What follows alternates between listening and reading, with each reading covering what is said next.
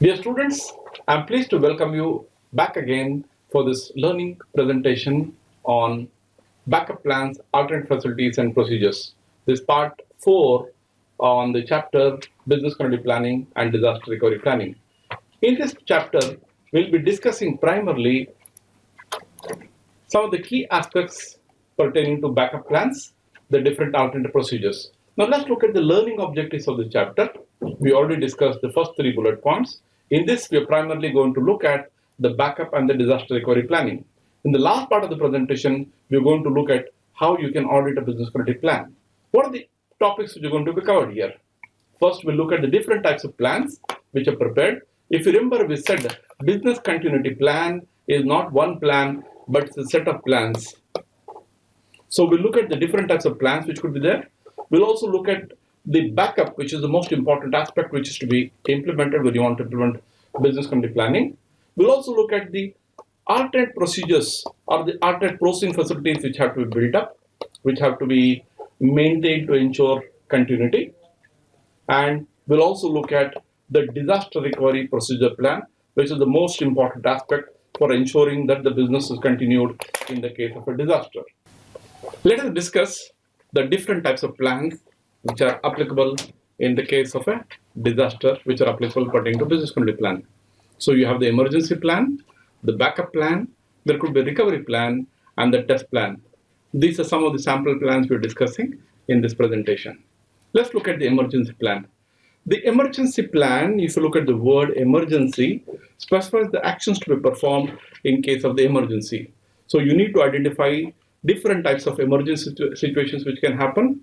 You need to decide what are the actions to be initiated to mitigate the impact of this emergency situation. You also need to review the security which is required in the case of emergency situation, because you may have to modify the security procedures to ensure the business is continued in the case of an emergency. Let's look at the 4 key aspects of the emergency plan. In the case of an emergency, the most important thing is to notify it immediately as an emergency. So whenever the disaster happens, the most important factor is to notify it's an emergency so that the evacuation of the personnel happens as required immediately, because the most important factor in the case of an emergency or in the case of BCP is to consider the safety of the personnel.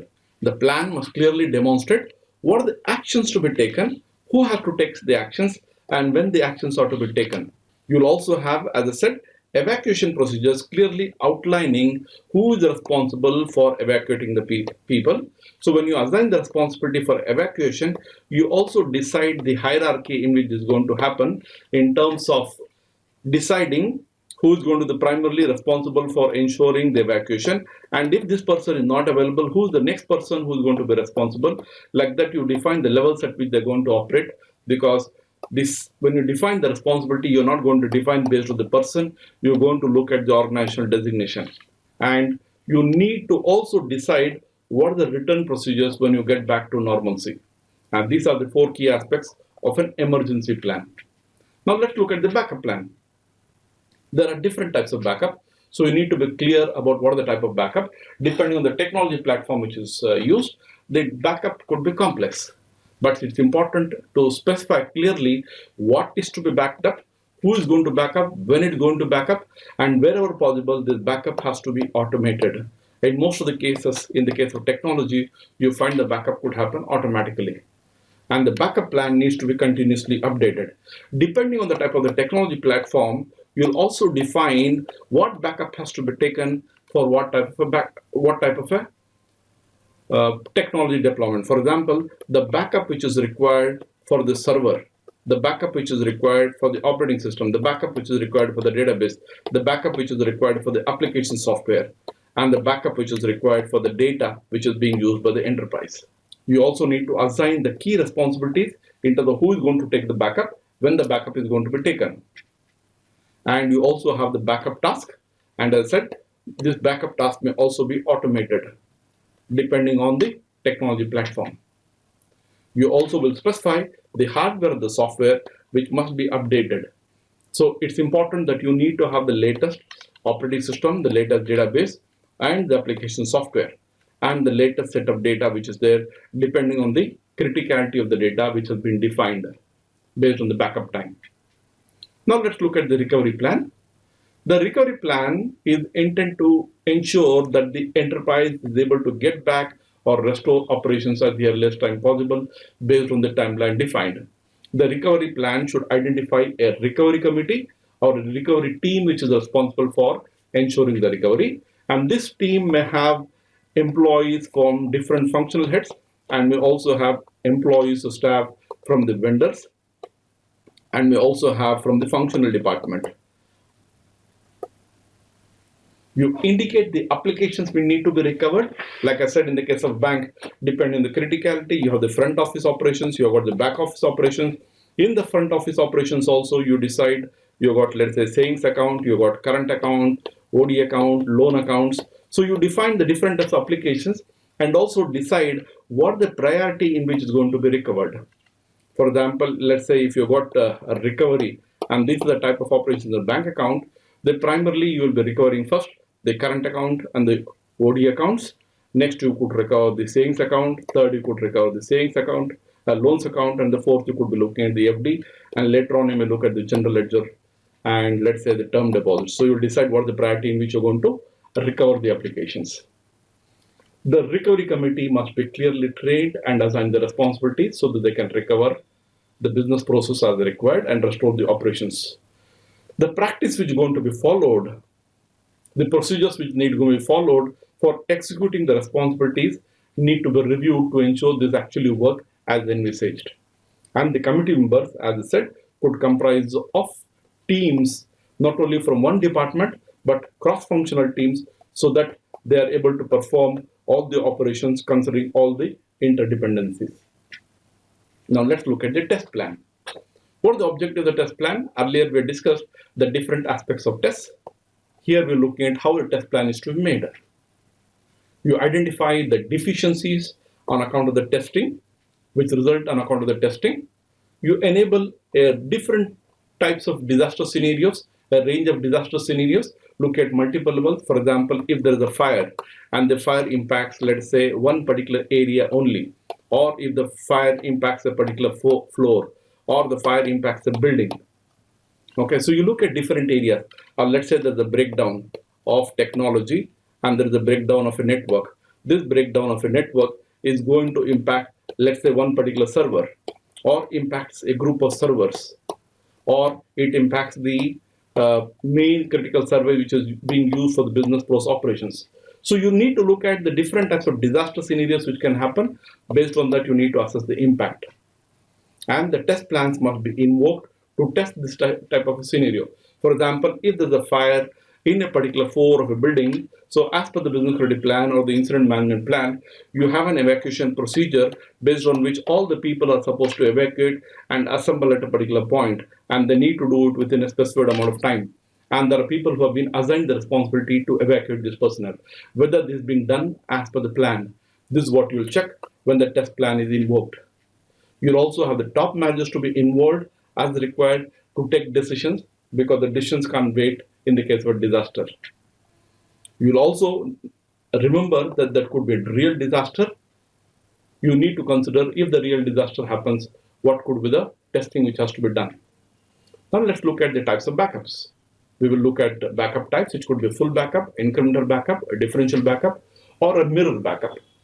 Now you need to get the distinction between all the four. We'll discuss this. Each of the type of backups has a particular advantage and also has got certain inherent limitations. What is the full backup?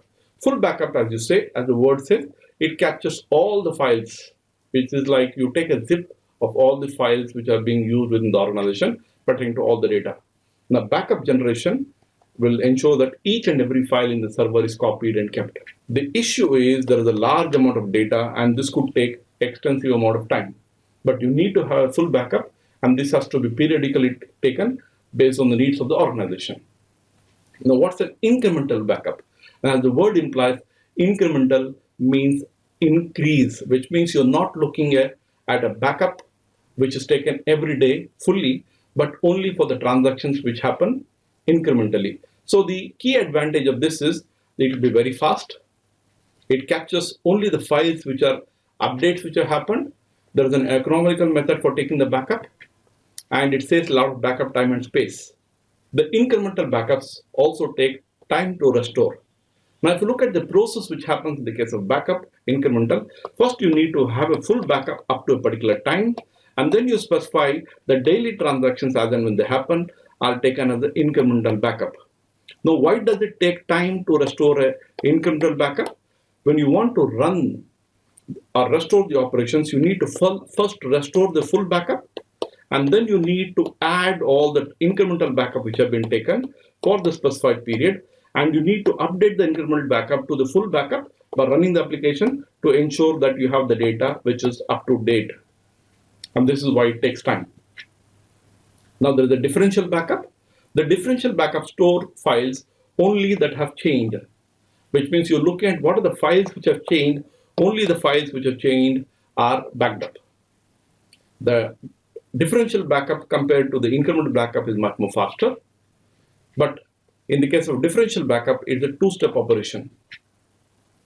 Why is this a two-step operation? You need to restore from the last full backup, and then also take the differential backup and probably include only the files that are were already included, which means you need to be very clear about what are the files which are differential, which means you only restore the files which are differential or which have changed during the period. So it means here also the procedure is similar to incremental backup, except that in the case of a differential backup, you take up only the files that have changed during the period, and then based on that you create the new up-to-date backup or the up-to-date data which is useful for running the operations. Now let's look at a mirror backup. This is the most expensive backup. As the word implies, you're actually creating a mirror image of what has been actually done. The mirror image is identical to a full backup, but it's slightly different. In what way is it different? Because you're taking a full exact copy of the data which is pertaining to the organization, so that whatever the system is there, the same data is available as a backup. The benefit of this is that if, let's say, there is a data center which is running a particular server, and the server has got different operating system, it has got a database, it has got application software, and it has got the data. Now the mirror backup will exactly mirror what is being done. So the idea is you'll be able to continue the operations without any lapse of time. But you should also know that this is expensive and it is time consuming. Most of the cases when you look at, let's say, a core banking solution or a real-time online system, you will have a mirror system or a mirror backup. Now let's look at the alternate processing arrangements. What's an alternate processing arrangements? Alternate processing arrangements, as the word implies, you're looking at facility to process the data at an alternate location. So there are different mechanisms. You could have a cold site, you could have a hot site, you have a warm site, and you could also have a reciprocal agreement. Now this is important because quite often you have questions around this. Let's look at the cold site. Cold site, as the word implies, takes certain time, and you will use it only for operations which are not very critical in nature. The cold site has all the facilities, which means it has only the infrastructure, the place. So it means when you look at a cold site, it's actually cold, which means you have identified the place with the minimal network which is available, and in the case of a disaster, you can shift to this particular location. It is the operational place for the people to operate. There's no network, you need to get all the resources, get this operationalized, only then you can operate the cold site. So in terms of the cost, you know, cold site, the cost is only of the places with minimal infrastructure. Now let's look at the hot site. As the word implies, hot, which means the place is ready to go. The organization needs to have the latest backup of the data.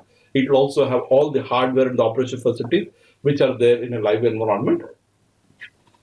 And a hot site, you should know, is expensive to maintain because you're not only having the facilities, you're also having the computers and the servers and the network which is required to run the operations. So in the case of a disaster, you can just shift to this particular place and start operating because you're able to restore the data and continue the operations. Now this may also be shared with other organizations. Now let's look at a warm site.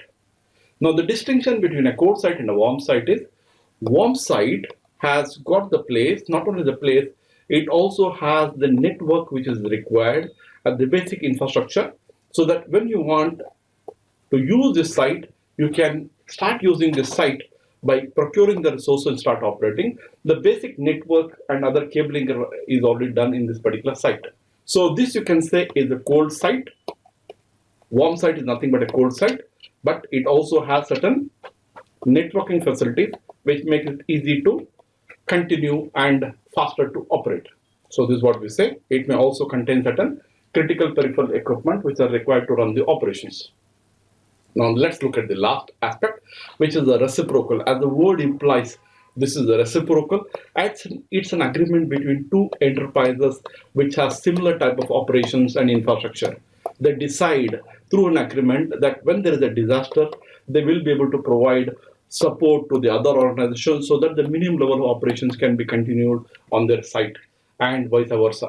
So the agreement is the reciprocal.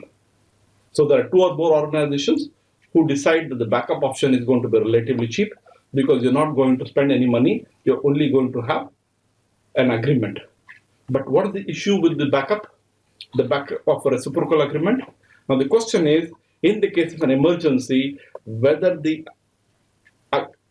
enterprise with whom you got this reciprocal agreement, whether they'll be actually able to provide the facilities and the resources and the place required.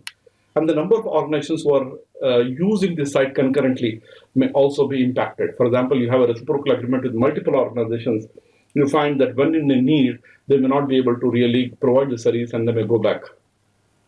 And the priority generally would be to actually provide to the user's own use of the organization, and the period during which the site which is required may not be really required when the organization wants. And the conditions in which you had wanted to operate may also not be able to simulate in an alternate society, in an alternate enterprise where this reciprocal arrangement has been done.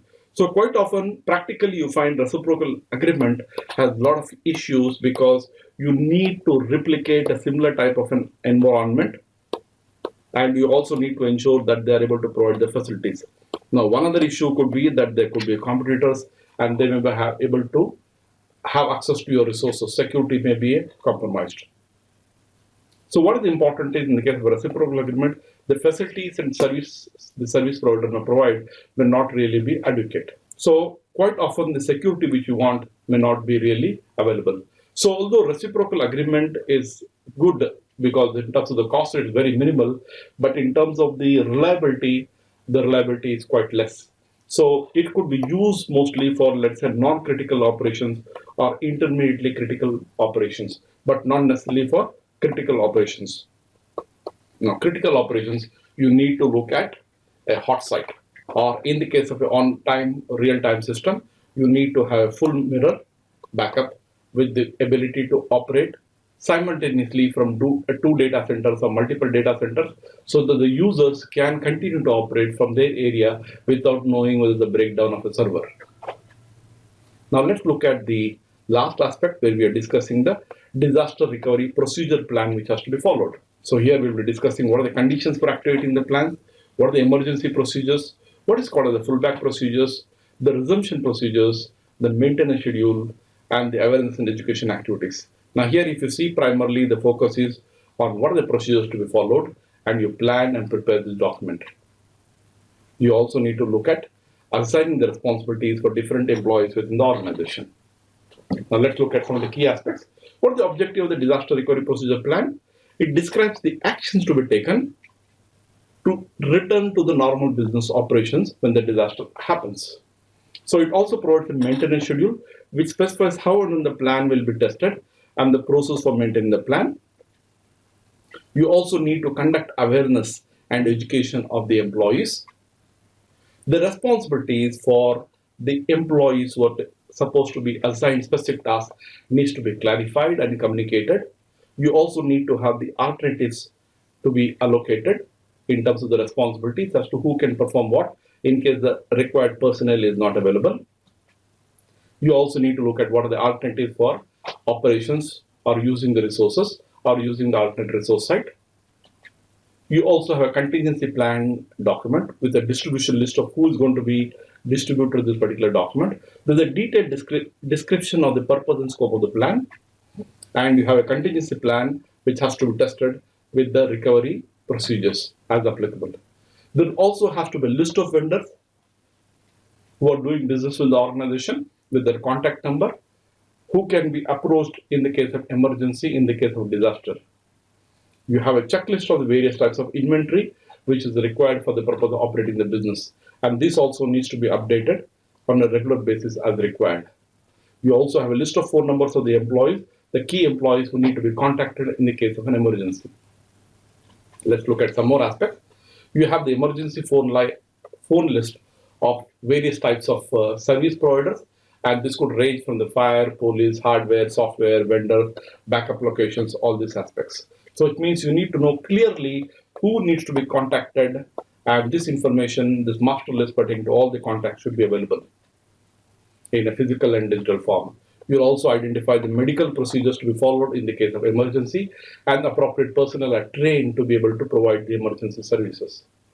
You also identify the backup location, have the contractual agreement for this, and also correspondence which is stored. All the critical correspondence which is required in the case of emergency are also stored separately. You also have the insurance papers in the claim document or the claim forms which are stored at an offsite and not only at the main site. And these are also part of the disaster recovery procedural plan.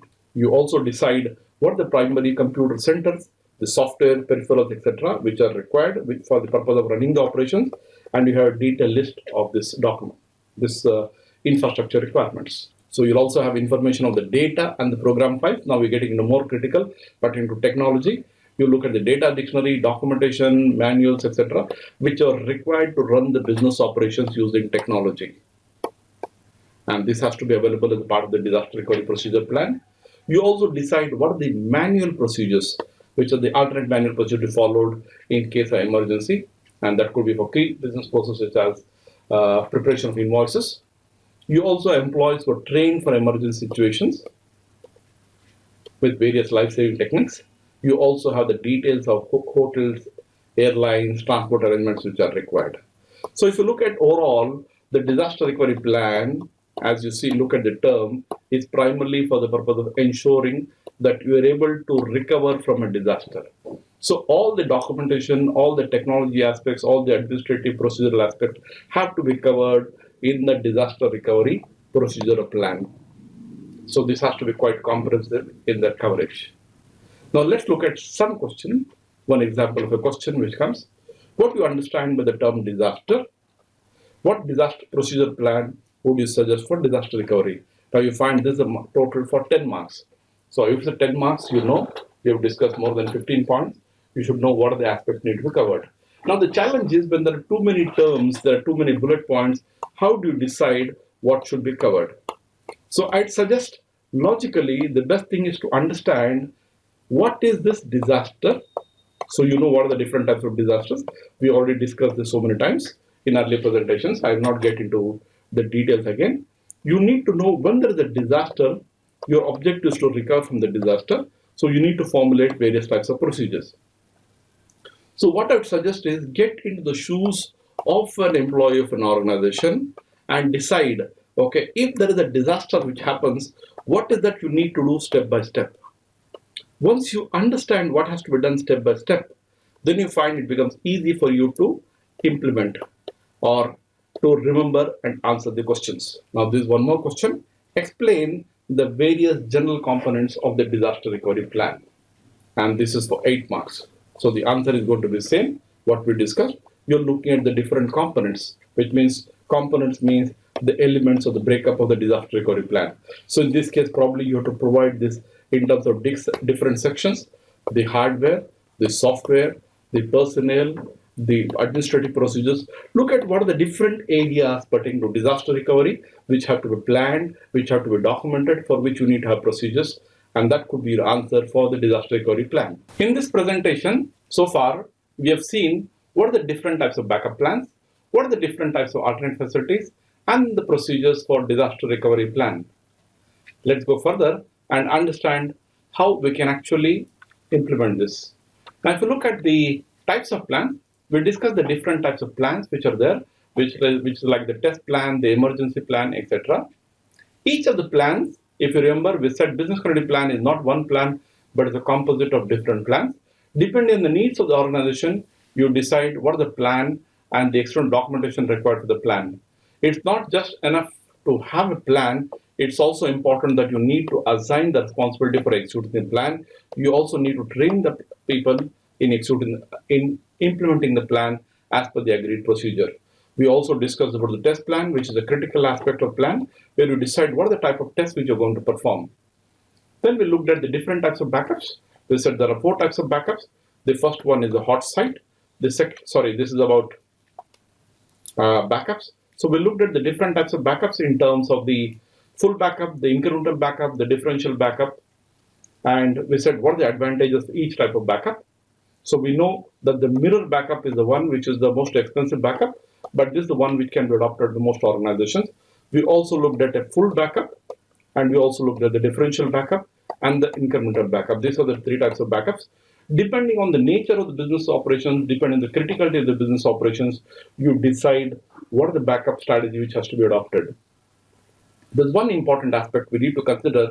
Whatever backup is being taken, the ultimate objective is to ensure that you're able to restore the operations as per the needs of the business. So the backup strategy also has to be based on the ability of the enterprise to restore the operations, to recover from the disaster in the minimal time as envisaged in the business continuity plan or the disaster recovery plan. Next, we discussed about the alternate processing facilities. If you remember, we talked about the different types of sites which could be used for processing the data at an alternate location. This is the hot site, which means it has got all the infrastructure and the resources which are required. You have to just shove the personnel and start operating from there. Then you have the cold site, which means you have just the resources, just the place identified with only the minimal networking requirement. So it takes a longer time to operate, but it's also cheaper. Then you had a warm site, which is an intermediate between the cold site and the hot site. So in the case of a warm site, what you have is not only the place, but you also have the networking or the peripheral equipment which are required to run the operations. And we also talked about the reciprocal agreement, which is an arrangement with 2 companies who have got similar type of operations.